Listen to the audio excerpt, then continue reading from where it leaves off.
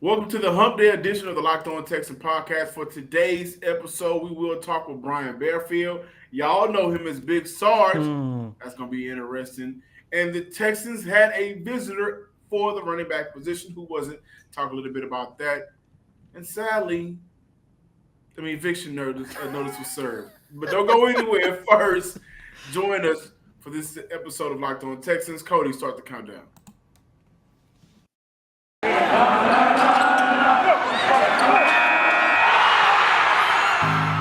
You are Locked On Texans, your daily Houston Texans podcast.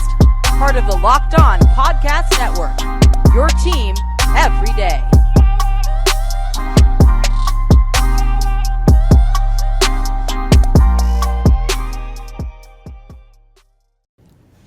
Welcome, everybody, to a Wednesday edition of the Locked On Texans podcast, part of the Locked On Podcast Network, your team every day. I'm John Hickman, joined by Sports Illustrated's Cody Davis. Super excited for today's show. Whenever we get a guest at the crib to talk Texans, and I know this guest, Big Sarge, I know he's going to have some outlandish takes, to say the least. It's going to be very interesting, of course.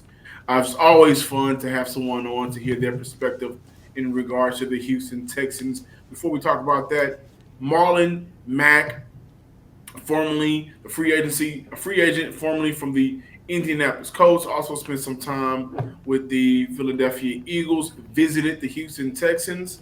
Now, you guys may recall, actually a couple of podcasts we had, Cody, talking about what Houston should do in free agency, who they should target in terms of different positions and players, and Marlon Mack and Sonny Michel was one of the players that I thought Houston would benefit from looking into.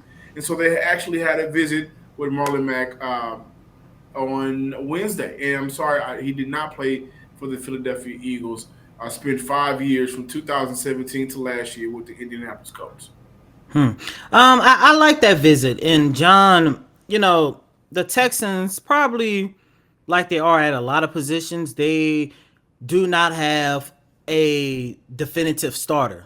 Let's say probably outside of Davis Mills at quarterback, and of course Brandon Cooks at wide receiver, and of course majority of the offensive line. When you take a look at Laramie Tunsil, Titus Howard, and Justin Britt, there are a lot of players that could be interchangeable. And I would like Marlon Mack because I do think he is a guy that would best benefit the Houston Texans in 2022. You get a guy who would actually you get a guy that the Texans will actually have an opportunity to get a lot of great football from. He can help improve this run game. But at the same time, if the Texans do go out and draft a running back, and you want to give him an opportunity to establish himself in the league, he is not a running back that's going to dominate all of the carries. So I like Marlon Mack. I don't see why not. They might as well bring him in because, once again, I do not want to see a run game where Rex Burkhead is your number one top and best running back. That cannot happen again. Well, I do want to look at what Marlon Mack can bring. 32 carries in the last 2 seasons due to injury in 2020, and then in 2021 just kind of got lost in the shuffle with that backfield headlined by Jonathan Taylor, right? So I look at a running back that has a lot to prove, has healthier and fresher legs that the Houston Texans can use. Now, in terms of what Marlon Mack can do with pass catching out of the backfield, do not really expect a lot. His best year with 21 receptions out of the backfield, that was his rookie year. And then each number, it goes down from 17 to 14 to 32. Of course, the last couple of seasons, just working out very unfortunate for Marlon Mack. However, he is a down-the-hill runner. In 2018, 4.7 yards per carry. That year, he rushed for 908 yards. In 2019, 4.4 yards per carry. That year, he rushed for nearly 1,100 yards. I think what Marlon Mack can bring to the Houston Texans behind a revamped offensive line, especially at the interior offensive line positions, is a running back that can at least fall forward for 4 yards, right? And that's something the Houston Texans need. They need a back that can actually be healthy, run downhill, and at least help on first downs, right? First first and 10 to go to second and 6 is a whole lot better than second and 8 or second and 9 or second and 10 or second and 11, which we've seen from Houston in the past 2 seasons. And so looking at this visit, he is a running back that I liked him for this big reason. You get a veteran running back, knows how to operate in the league, also knows this division, and then you can pair him, especially now that you have 2 fourth-round picks, with a younger back that can a little bit more multifaceted in your offense, catching out of the backfield, maybe utilizing that back on special teams, getting your maximization out of a younger back with this offense, which, by the way, is a trend in the NFL. Now, we definitely got to talk about lefties, right? Right? Got to talk about lefties a little bit before we get up out of here and talk to Big Sarge. Hey, man, listen. There's a movie that I love. It's a Christmas movie, regardless of what anybody thinks Friday after next. And in that morning, in the beginning of the movie, they get robbed and they ain't had a rent money. Mm-hmm. Lefties did not have the rent money. And it's kind of unfortunate, man. If we're being honest, those guys who went into business with Deshaun Watson, I know they did not foreshadow seeing Deshaun Watson go from $150 million wanting to be a Houston Texan for life, and then 18 months later, some papers got served. So we all go through it with eviction notices. Change the locks, man. Change the locks on that boy. First, you know what's funny about that? Even if they were open, you wasn't gonna be able to use the bathroom. Yeah, that was the worst part about it. It's kind of tough, man. Like, I mean, but that Deshaun Watson put his handprints on. Going out the other way. It is, but y'all, I hate to say this, and this is kind of a bad joke given everything that's going on off the field, but I mean, we all know Rusty Hardin isn't a cheap attorney to afford. Now it's starting to make more sense why he decided to go to Cleveland for $130 million guaranteed. $230 million. Oh! Guaranteed.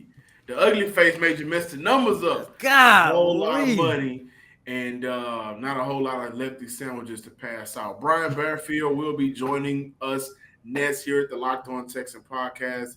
Guys, I can just tell y'all to buckle up onto your seatbelts because I know it's going to be a very interesting couple of discussions. But this is a time of year a lot of us have pretty much given up on our New Year resolutions, but not this year. I'm sticking to my resolution by eating right and working out. And thanks to Built Bar, it doesn't necessarily feel like a resolution anymore, guys. This is not a joke. I actually do enjoy eating them. So if you haven't tried the Puffs, you're missing out on the best Built Bar that they may have.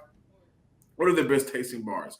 The Puffs are the first ever protein-infused marshmallow. They're fluffy, they're marshmallowy, and they're not just a protein bar. They are a treat. They are also covered in 100% real chocolate. Shout out to my dad, wish you were here. My dad always said, don't teach yourself, treat yourself, and that's what you could do with Built Bar. Do never feel guilty about it. Built Bars are 130 calories, 4 grams of sugar, only 4 net carbs, and 17 grams of protein. With a lot of different flavors to choose from. So go to Built.com and use promo code LOCK15 and get 15% off your order. Use promo code LOCK15 for 15% off at Built.com.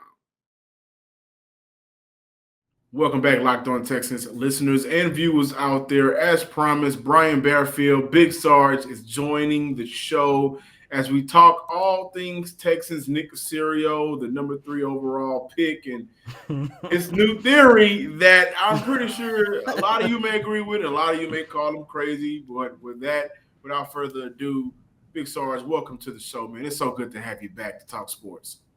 Hey, man, thank y'all for having me, bro. I appreciate it. Thank you. Hey, look, Cody, I had to call you today. The reason why I reached out to you as well, because I want you to know that I wasn't in witness protection program hiding from nobody. Whatever I put on Twitter is what I put on Twitter. Don't start. I'm just saying. But I ain't you mother. Rest in peace. But for real, thank you all for having me. I appreciate it. Yeah, no worries, Big Sarge. And look, let's jump right into it.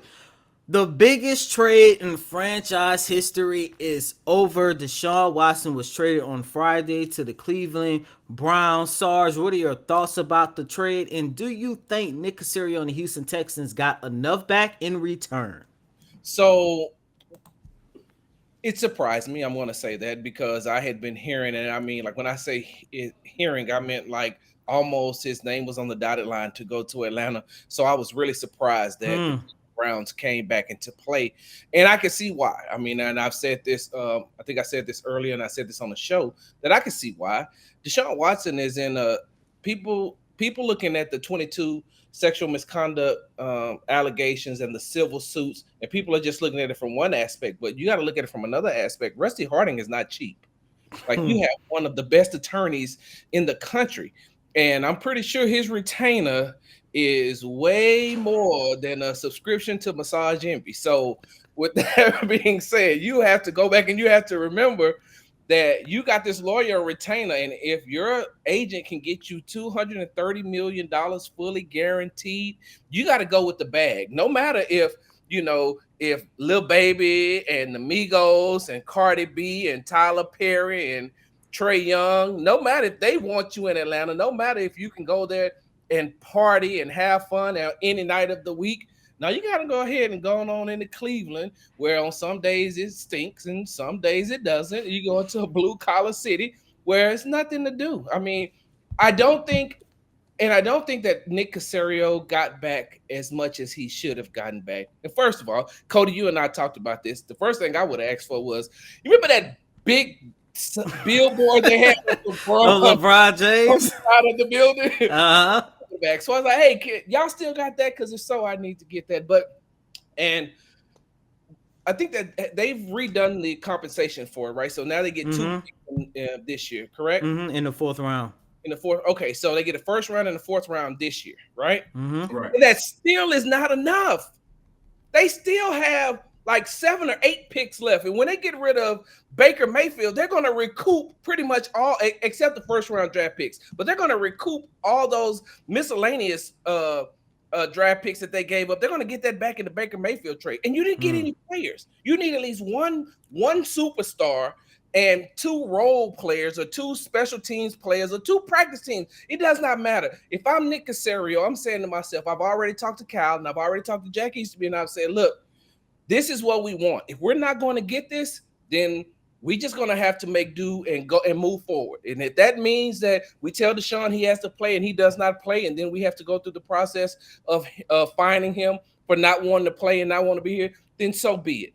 But we can't just say, oh, this is the deal that we're going to take and then try to make it work after that. No, the Texans did not get enough for a Deshaun Watson is a once in a generational talent that comes through Houston. J.J. Watt was the last one. Before J.J. Watt, it was Andre Johnson. And so, and you could, some would argue that DeAndre Hopkins could be put right in that lower tier, like right up under those 3.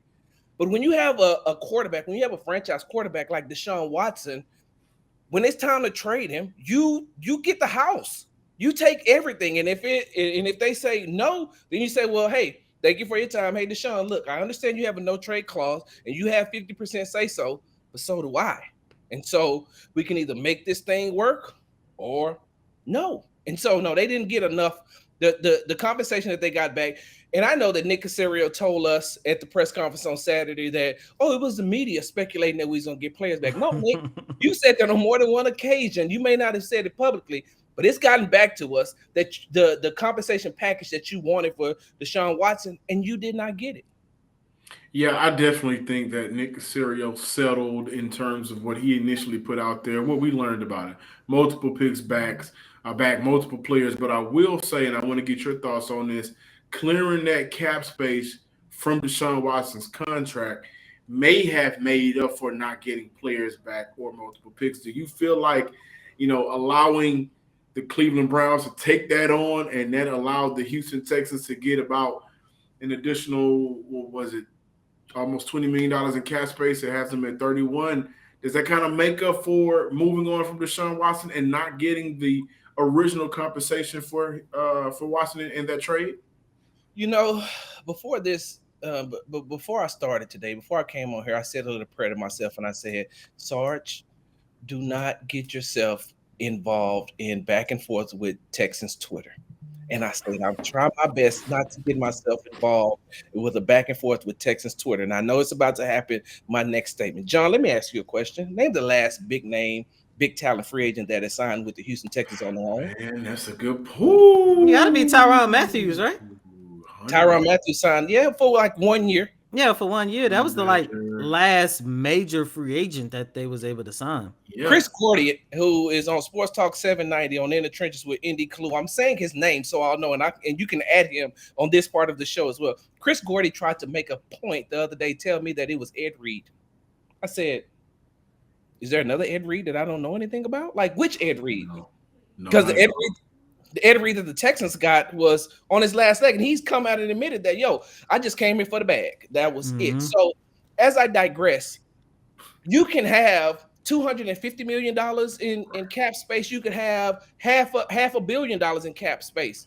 The problem with the Houston Texans is the culture. You know, that buzzword that they like to throw around so much? Culture. And these players who leave here talks about the culture to other big-name talented free agents. So they're gonna have this cap space, and in order for them to get a big name talent, there's gonna have to be somebody that say they're gonna have to break the Texans. Because other than that, some people, and I know this for a fact, some people have taken less money to go to other places and besides Houston. And I can never figure that out because Houston is a great city to live. You know, it's cultural. It's, you have great places to eat here. You have great things to do. You know, the economy is very well here. You know, you have no state income tax. So I would think that guys who are about to become multimillionaires would come here. But then on the flip side of it, they'll say, no, because I don't want to be involved in that, because these players talk a lot behind the scenes. And so people thought that moving out Bill O'Brien would change some of the culture, and all it did was make it more toxic. So no, you can free up as much cap space as you like. I still don't see the Texans being able to build through free agency to make this team better. They're going to have to do it through the draft and wait for those players to develop. Last question before getting out of here. Nick Caserio pulled off arguably his biggest trade of his career. I'm hoping that will be his biggest trade of his career. If not, that means something is still wrong off of 610 and Kirby. But Sarge, as of right now, as you and I and John sit here on March 22nd, 2022, Nick Caserio has had a full calendar year of being a general manager. He had a pretty solid draft. The players that he brought in doing free agency was either hit or miss. Seems like the players that he traded for, like Anthony Miller or Shaq Lawson, that was a big fail. From, A, B, C, D, or F, how would you grade Nick Caserio, doing his first full calendar year as being the general manager of the Houston Texans? I give him a D. Wow, Yeah. Not even a C? Well, he hired David Culley. Well... That does knock your GPA down. Yeah, I didn't think about that when I asked this Hiring question. David Culley is one of those. But he did give the team Lovie Smith right after. So no. After the year when you hired David David Culley, they fell into Lovie Smith because nobody else wanted to come here. But when you hire David Culley a year later, you go to your professor and ask for anything you can do to make up that grade, so you can at least get over that 2.5 mark. That's how bad that decision of hiring David Culley was. So, and that's my saying. So, I mean, that's how I'm thinking. So I give him a D because, one, he hired David Culley. And if you're going to tank, then you bring David Culley back. You don't say, hey, let's go out here and botch this entire head coaching search. And let's not forget that now. That goes into the grade as well. They botched that entire coaching search. And he had it from the beginning. So he had David Culley from the beginning, and then he had this. What was the guy's name? Who they had inked as well before? Josh McCown. Thank you. Hold on, that's a D. Now another thing is this, Cody. You can't go 4-13 and say let's run it back.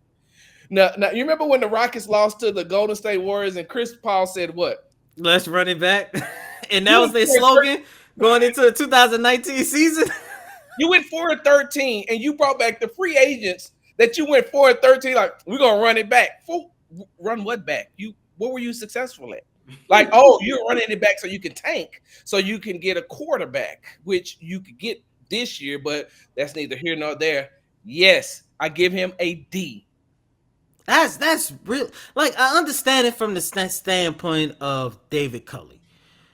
I look at that from a standpoint and the second head coaching search as well, because Lovie Smith and getting hired, I think that does play a part into that grade as well. Oh, wait. One more thing. He's depending on Rex Burkhead. You know what? I changed it. It's not a D anymore. Don't you say it. He gets a F. Rex Burkhead? But he did do a solid job in the draft last year, given the hand that he was dealt. Now, I understand you are not on the Davis Mills train, but you have to give him at least a solid grade after what he did with the draft last year. And the Texans had arguably the worst draft capital going into the 2021 NFL draft, and he came out okay in it. He's depending on Rex Burkhead, and he's running it back with Rex Burkhead. Not only is he running it back with Rex Burkhead, he went and got was it Amendola? Who was it he went and got off the street that was Danny Amendola. Thank you very much. He went to the Woodlands and got Danny Amendola off the street and brought him in. And what contribution did Danny Amendola? And not only that, you let Justin Reed get away from here, your starting safety and your backup kicker. No, he gets an F, bro. He gets an F. And before we move forward, our next partner has a product that I use every day. I started taking Athletic Greens because I needed that extra boost in the morning. Didn't always have time to wake up and prepare my days, right? But I wanted a better gut health and more energy, and I wanted to optimize my immune system. Also, I hate taking pills and vitamins, man. Wanted a supplement that actually tastes great and wanted to see what all the hype was about with Athletic Greens. It's definitely worth it. And I'll tell you what Athletic Greens is if you're asking yourself, what is this stuff? With one, and I do mean one delicious scoop of Athletic Greens, you're absorbing 75 high-quality vitamins, minerals, whole food source superfoods to help you start your day right. The special blend of ingredients supports your gut health, your nervous system, your immune system, your energy, your recovery, your focus, and your aging. That's how I look pretty young, baby. Athletic Green gets the job done. It's a lifestyle friendly, whether you eat keto, vegan, dairy-free, or gluten-free. Contains less than 1 gram of sugar, no GMOs, no nasty chemicals or artificial anything, while still tasting good. Supports better sleep quality and recovery, also supporting mental health clarity and alertness. It's the one thing with the best thing. Athletic Greens uses the best of the best products based on the latest science with constant product and third-party testing. Very cheap as well, man. You guys can get this for fairly, very affordable, right? To make it easy, Athletic Green is going to give you 1 free year of supply of immune system vitamin D and 5 free travel packs with your first purchase. All you have to do is visit athleticgreens.com/NFL network. Again, that is athleticgreen/NFL network to take ownership over your health and pick up the ultimate daily nutritional insurance. Thanks for making Locked On Texans your first listen every day. Now, make sure you're listening to Locked On NFL Draft with Ryan Tracy and former NFL cornerback Eric Crocker. They bring the NFL Draft to life every day with insight and analysis on college football prospects, along with NFL front offices. It's free and available wherever you get your podcasts. You know, I do want to say this to kind of piggyback off the previous discussion with grading Nick Caserio. I will say for me personally, moving forward now, I will hold no restraints back from really dissecting everything that he does. Last year, if I'm being fair, he walked into a situation that was, I will say, more than toxic, more than dysfunctional, and I think he did have a hands tied behind his back, and so, you know, he did do what he had. That cap situation last year was terrible, so he had to go out there and sign a free agent that he had to sign. Moving forward, especially after the money that was freed up by Deshaun Watson, the draft capital that you have still isn't enough. I definitely can see Nick Caserio being more active in the draft, of course. We may look at this number 3rd overall pick. He may trade it or whatever that happens, but this is now the first full year that I judge him 100% through. Speaking of that number 3rd overall pick, Sarge, is it Malik Willis? Go ahead. Why did you sigh? That was my setup. I set him up early in the show. You set him up at the end of the last segment. There you go, right here. Pick him up, put him up, I'll knock him down. Yes. There's no possible way you let a talent like Malik Willis, get away from here when you have the quarterback whisperer in Pep Hamilton as your offensive coordinator and who could potentially be your next head coach. That's how I'm thinking in the future all the way. If Nick Caserio hires him 2 years after, this Lovie Smith experiment, then yes, I'll come back and I'll give him a B. But when you have a talent like a Malik Willis who can not only pass, but can run the ball, who's very athletic, Pep Hamilton can build around that. Now, I know some people will come and say, well, the quarterbacks that Pep Hamilton has dealt with, Cody said this earlier today, has all pocket quarterbacks, right? Quarterbacks. Andrew Luck, Justin Herbert. Yes, but you think about it, though. He's never had the opportunity to coach a player like a Malik Willis who has all those intangibles. No, he may not be the best pocket passer, right? But what he is the play done broke down. Let me scramble out. Let me buy more time. Let me get out. Now, he's not I won't say that he could buy time like a Patrick Mahomes, but he can buy time like a Deshaun Watson. He can use his legs as offense, and this will be the first time that Pep Hamilton will have somebody like that. Like, when you think about it like this, and I said this earlier to Cody, Malik Willis is what Pep Hamilton has seen growing up. There were some people that went to Howard that was as athletic and could play football, but just couldn't pass that Pep Hamilton has seen. In the 7th grade, he probably grew up with some people like that. In high school, there were people that he grew up with that had the talent but couldn't pass the class. And he was like, wow, if I ever got a chance to either play with those guys and now as he moved forward, coach that type of talent, I know exactly what to do. If you bring in Malik Willis, he opens up the playbook to other plays that Davis Mills can't make. Now, I will say this. I was a huge Davis Mills critic at the beginning of the year. In training camp and going into the preseason and going into the beginning of the year. And the reason why I was a critic was because he was not making the basic plays. I wasn't knocking him because he was a rookie. Hey, look, the game moves fast for these rookies. I've covered enough training camps to know that I put it like this. It moved fast for Deshaun. So they have to catch up with that because that college speed and the NFL speed are two totally different speeds. Every NFL player will tell you that. So I wasn't knocking him for not being able to learn how to play at that speed. But when you're doing 7-on-7s and your jerseys are blue and the defensive jerseys is white, how do you keep throwing to the white jerseys? Like the jerseys are different for a reason. And when you're just running basic drills, how are you overthrowing Nico Collins? Or how can you not make this pass to Brandon Cooks? Why is the game all of a sudden change for you? So when I look at that, I say, okay, now as the time went on, he got a whole lot better. As the season went on, I will say that the Davis Mills that we seen at the end of the season was a whole lot different than the Davis Mills that we seen at the beginning. And he's still not Malik Willis. I'm sorry. I get it. He has a big arm. He makes the right read sometimes he doesn't.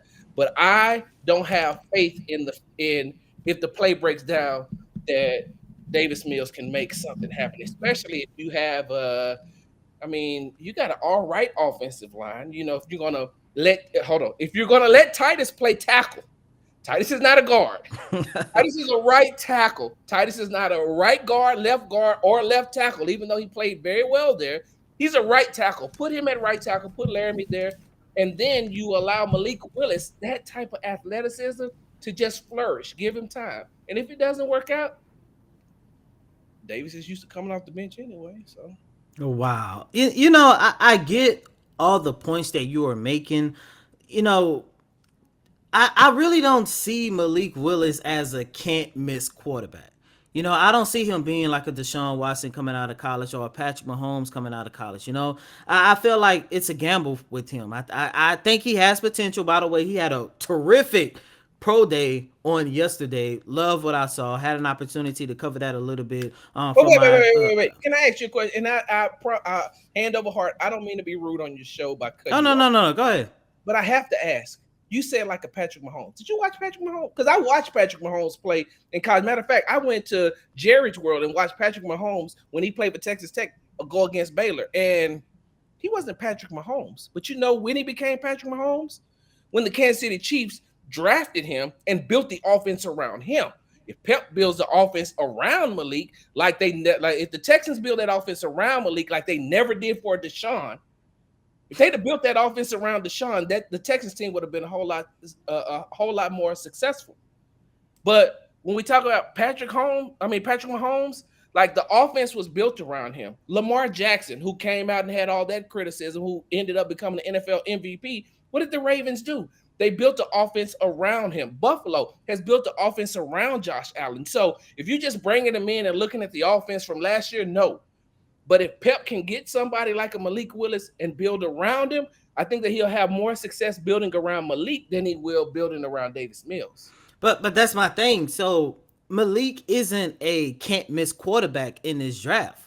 And once again, I believe he has the potential, but I just don't see him being a can't miss quarterback, i.e. like a Trevor Lawrence when he came out last year. However, with that being said, do you feel it's more important for the Texans to address a quarterback when they already have, I guess we can agree, a decent quarterback right now when there's other holes that they have to fill, especially with that number 3 overall pick? Because I think especially with Lovie Smith as your head coach, and I think this is more so of defensive draft, you got guys like Kyle Hamilton the Texans can benefit from, Kevon Thibodeau. I know you really big on Thibodeau versus Hutchinson. Like, I think that this is a draft where the Texans can actually afford to focus on other positions and actually give Davis Mills an opportunity to be that quarterback. And if he doesn't, you got Bryce Young coming out next year. And I think Bryce Young upside is bigger than both Davis Mills and Malik Willis.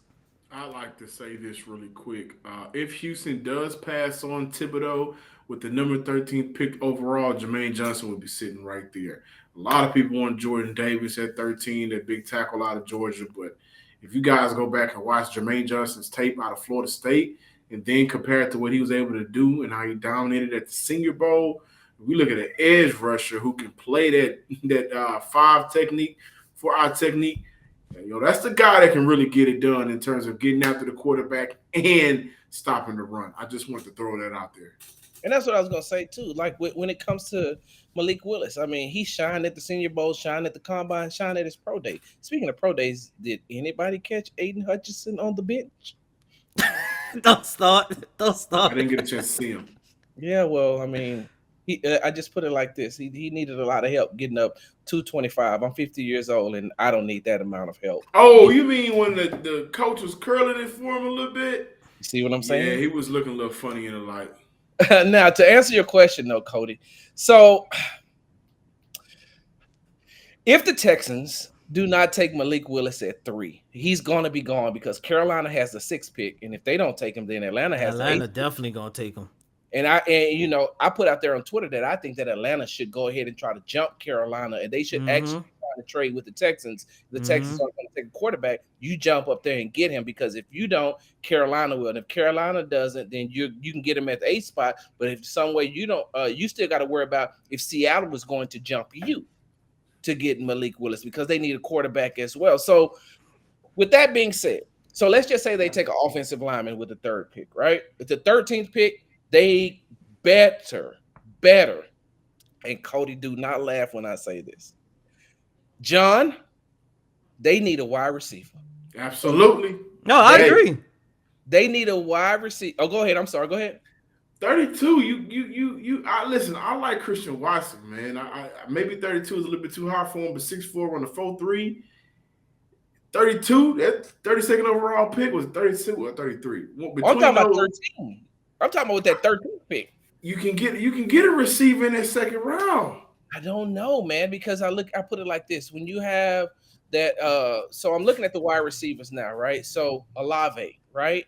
You can get Olave.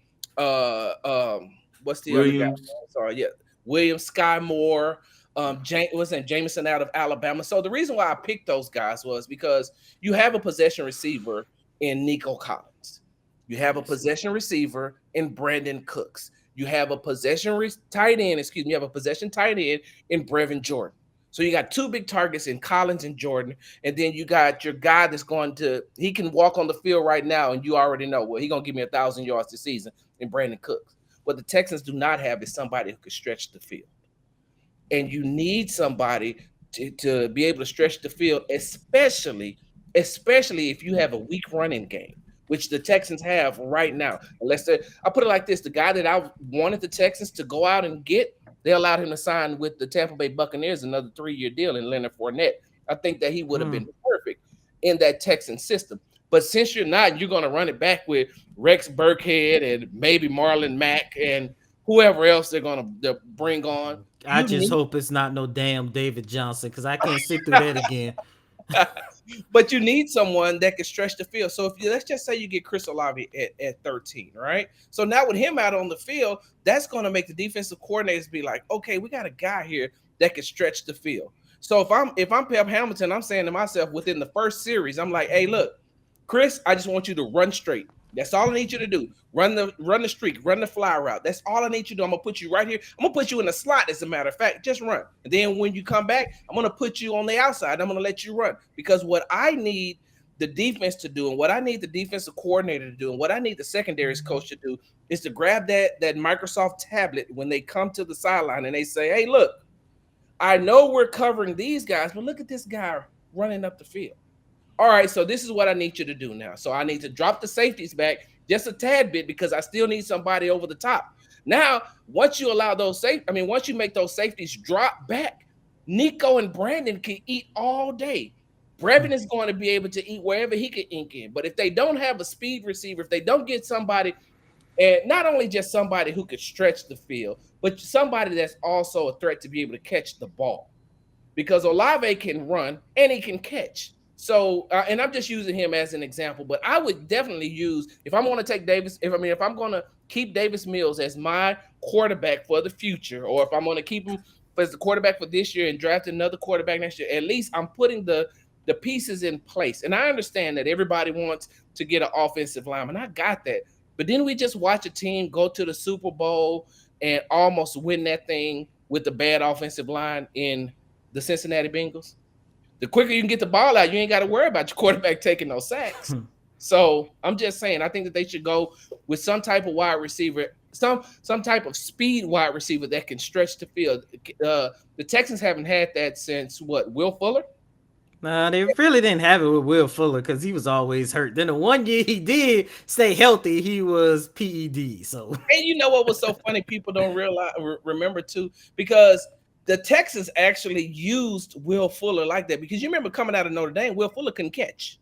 They called him Stone Hands. You remember? He could not catch worth of anything. But if you get you a speedster in this draft that can catch and can stretch the field, and so, John, I don't know, will that be around when it's time for the Texans to pick again? I think in the second round it will be. There's a lot of receivers coming out, and a lot of these boys running. So 4.3s and 4.4s, and we saw a couple, 4.2. Watson can catch. And I also think Houston should, address bringing in a real slot receiver that can do multiple things on the football field. We look at this 2022, these playbooks, and you're seeing multiple guys being able to kind of, in different situations, being utilized differently when they walk on the field for the NFL. So if we're going to really sit here and judge, and we can have this conversation closer towards the draft again, I would love to. If we're going to sit here and judge what the future can hold, you could ask Cody. I'm not one that's going to sit here and think that the Texans are going to just play bad because they're tanking. If their record turns out bad, that's because they just play better teams. I think they have the opportunity to at least compete in the AFC South, but they got to put players out on the field that make sense for a modern day football. That's what they were missing under Tim Kelly. The predictability, the vanilla offense, the run every now and then. We'll throw an RPO, mix it in. It 1 out of every 5 games. I'll get a little creative. They can't do that anymore. If you're going to hire Pep Hamilton or move him up as OC, let's do things the right way. Let's do things the new way, right? Give Davis Mills a real year to judge him, evaluate him by. Well, you got to do that with talent, right? Patrick Mahomes stepped on the field with Travis Kelce and Tyreek Hill. We look at a lot of successful young quarterbacks.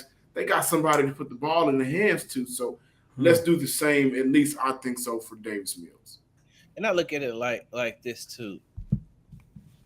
We're going to be coming back, and if they do decide to go with Davis Mills, we're going to be coming back. We're going to be having the same conversation next year because, like, the Texans play the AFC West, right? They play them in. They play them this year. They play the AFC West, so you can pretty much pencil in 4 losses. They also have to play, and don't get me wrong, they play the Tennessee Titans very well. They play them well, but they always still end up losing to them, right? And they got better, excuse me.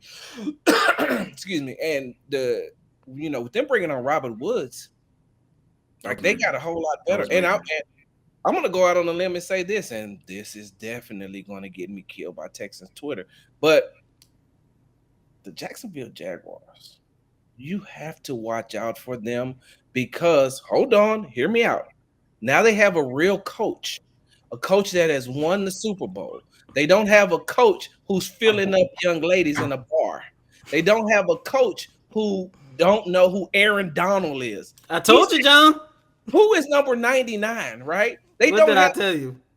They don't have a coach that when he walks in the locker room, the players turn their back like this.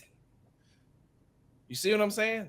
And they're building around. So now you're going to get a real coach in there, one who knows how to do what? Work with quarterbacks. One who knows how to design knows how to design an offense. He's going to make Trevor Lawrence look very well this year. The Texans are going to have a hard time with Jacksonville this year. It may possibly will, and I do think Doug Peterson is more than an upgrade from Urban Meyer. For those viewing on YouTube, you see the name in the back, Big Sarge. For those of you listening at home, we had Big Sarge on today's show. Big Sarge, let everybody know where they can find you on social media and all of your work. All right, at your own risk, you can find me at Big Sarge Sports with a Z at the end on Twitter. Oh, you can also listen to me every Monday, Wednesday, and Friday on Sports Talk 790 on In the Trenches, 10 to 12 p.m. with Indy Kalu and Chris Gordy. Absolutely. Y'all make sure y'all check them out and then attack them. Texan Twins, go get them. I'm Johnson Sports Guy Hickman. Thank you guys for checking out today's show. Make sure you're following us on Twitter at Locked On Texans and subscribe to the YouTube page as well.